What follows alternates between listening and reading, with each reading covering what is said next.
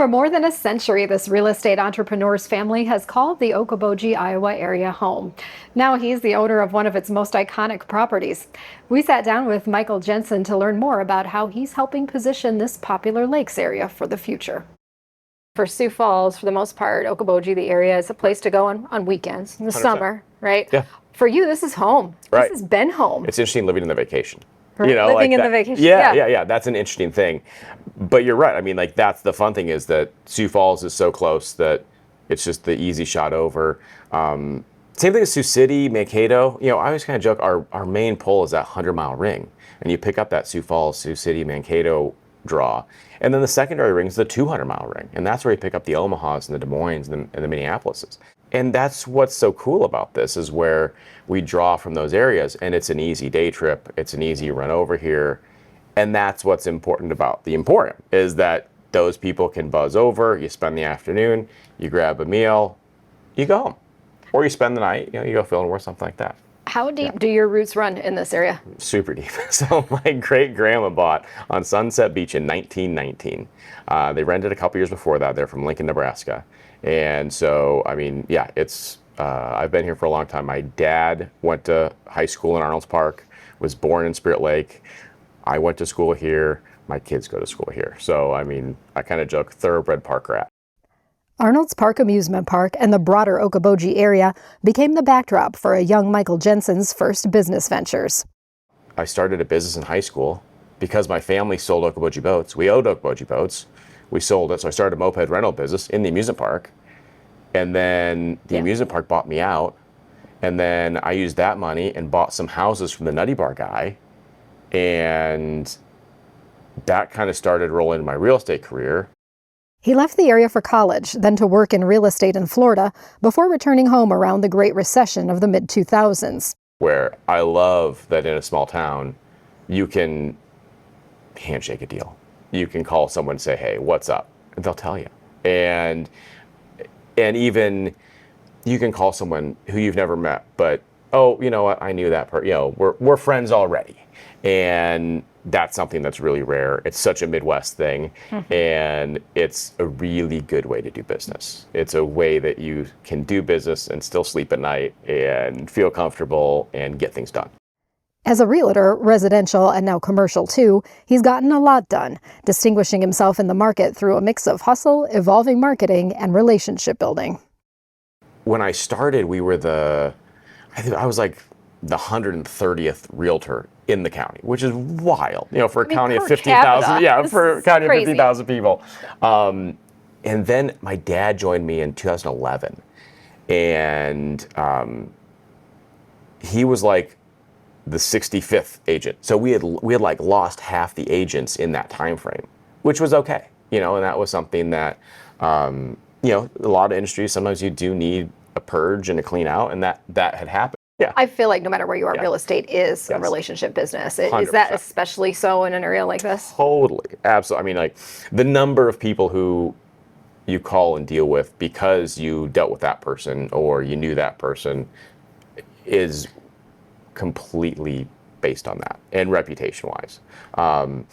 Your good reputation can spread fast, and a bad reputation can spread super fast. And so that's something which is great, keeps everyone honest. Tell me about inventory, though, because I feel like that's inherently quite limited, at least some of the prime real estate. So I'm sure you've had to get creative, but what's the market look like today? It's interesting. And so, we're all having to change, and we're all having to adjust to it, where the last, from 2020 to July of 2022 was just an absolute screamer. It was just list it, multiple offers, done.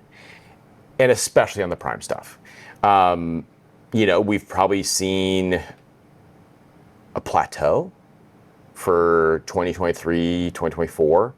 And 2025 we still had huge sales numbers, but we didn't have the same, we probably saw a plateau in value, which is okay.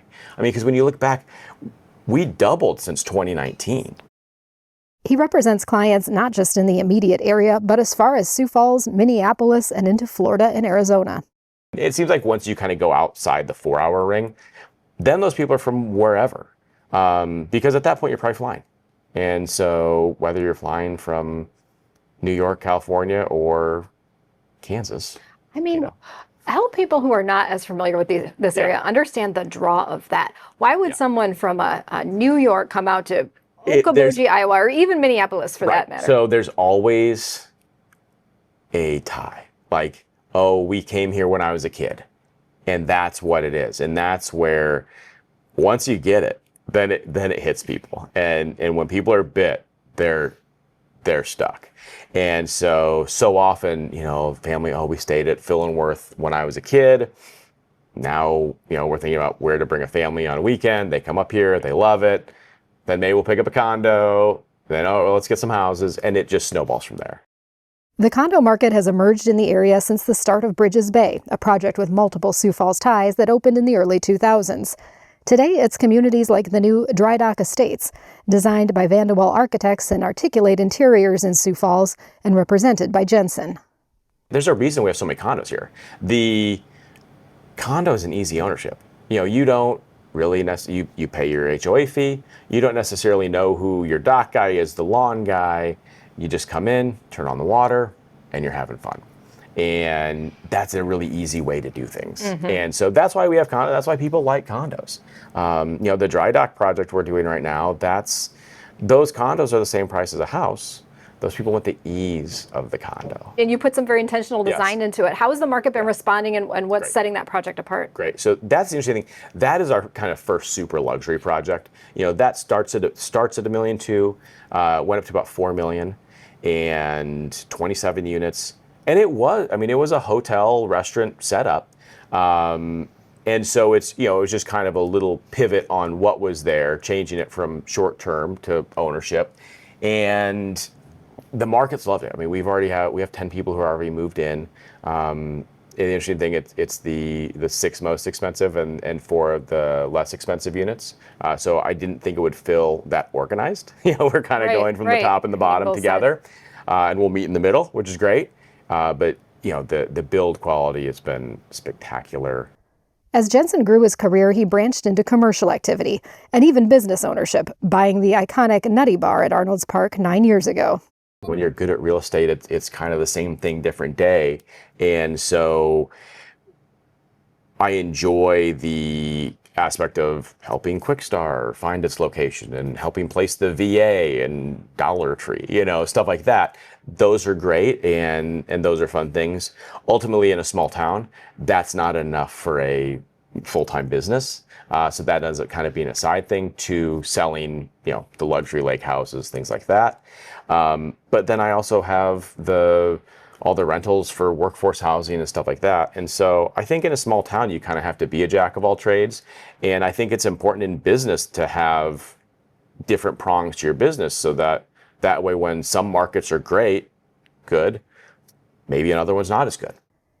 2024 was a big year for Jensen. What started with trying to remove docks from Smith's Bay ultimately led to acquiring a bundle of properties from longtime area business owner Butch Parks. He represented the buyer of the site that used to be his family business, Okoboji Boatworks, in addition to longtime restaurant O'Farrell's. It became clear pretty quick that this was going to be a net gain and a net benefit to go ahead and do that. As part of it, Jensen became the owner of the Central Emporium earlier this year, a popular shopping destination made up of small retailers that first opened in 1901. We hit the ground running January 31st, completely removed the lakeside of the building, removed all the windows, had the brick, stripped, re-tuck pointed. To think that I've only owned the Emporium for 120 days and we've done all of these things, the construction team involved was absolutely spectacular. I think it's good that people know, honestly, like, dude, I sell your lake house, the money stays here. I spend the money right here. The good thing, though, is the plan of everything we did in the building was, everything we're touching, make sure it's good for the next 50 years. We don't want to do it again. Let's be done now. So that's, meanwhile, it's fully occupied from a retail standpoint. Right. And that's the beauty, is there's always a wait list for shops. So that's, as a landlord side of things, that's what we love to see, is a thriving business there. He also brought in a new operator for the lower level restaurant. Mullet's has been based out of Des Moines for several years now and popular there. And they were looking to expand, and this kind of really made sense. And so I'm happy to have them as tenants in the building. I think they're going to be a benefit to the area, but I do avoid being in the restaurant and bar business. The former Boatworks site is being cleared and will be redeveloped into new home lots, while at the restaurant, it's still business as usual. You know, the cool thing there, the Reynolds sisters took it over and signed a long-term lease, and everyone couldn't be happier about that. They both have history with operating there, working there. It's perfect. Get an owner-operator in there and let them run with it. And you know, it's been there for like 60 years. Certainly as long as I can remember, and the history's on the walls, literally there. And we need those quirky little spots to go get breakfast and lunch. And I remember going there as a kid with my family. I bring my kids there.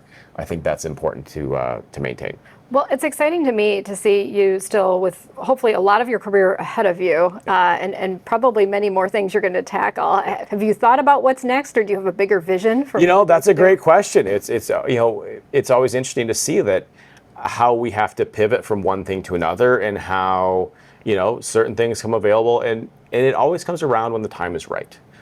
In real estate, whenever you force something, it's always a bad deal. But when you try and get something, it always works out well. When I was harassing Butch to buy this 5 years ago, the timing wasn't right. He wasn't ready to sell it. I wasn't ready to buy it. And even looking back, I wasn't ready to do this renovation then either. And so I'm always kind of amazed in real estate how it always works out. And things happen when they're supposed to. So yeah, I'm sure there's some more stuff on the horizon, I'm sure. All right, well, look forward to it. Yes. Enjoy the rest of your summer. It probably goes a little too quick. It goes way too fast up here, but we're excited for it. We'd like to thank MarketBeat for sponsoring the CEO series. Stay tuned for more conversations with CEOs making news throughout the year. And for all your latest business headlines, head over to www.siouxfalls.business.